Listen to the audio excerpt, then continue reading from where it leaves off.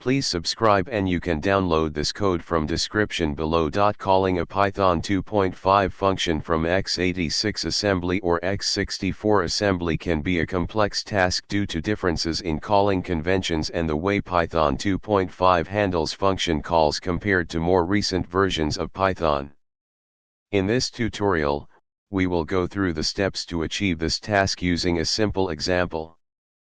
Please note that Python 2.5 is very outdated and not recommended for use in production. However, for educational purposes, we can demonstrate the process. Here are the general steps we will follow. Before we begin, you should have the following. In Python 2.5, you can create a simple function like this. Now, let's write an assembly code to call this Python function. Below is a simple x86 assembly example using nasm. You may need to modify it slightly for x64 assembly. You will need to implement the init_python, call_python_ function, and exit_python functions in assembly.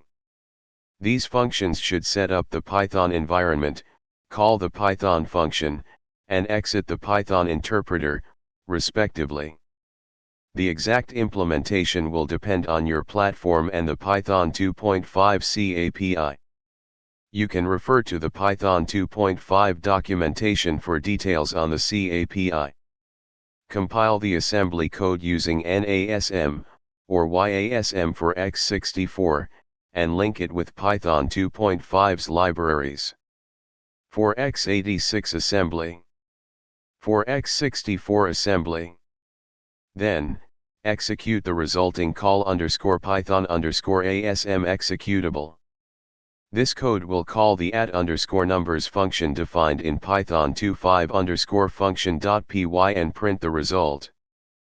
Please note that this is a simplified example, and the actual implementation of the assembly functions will be more involved. Also, keep in mind that Python 2.5 is extremely outdated and should not be used in production code. For modern Python versions, you should use the Python C API and types for interfacing with Python from assembly or other languages. ChatGPT.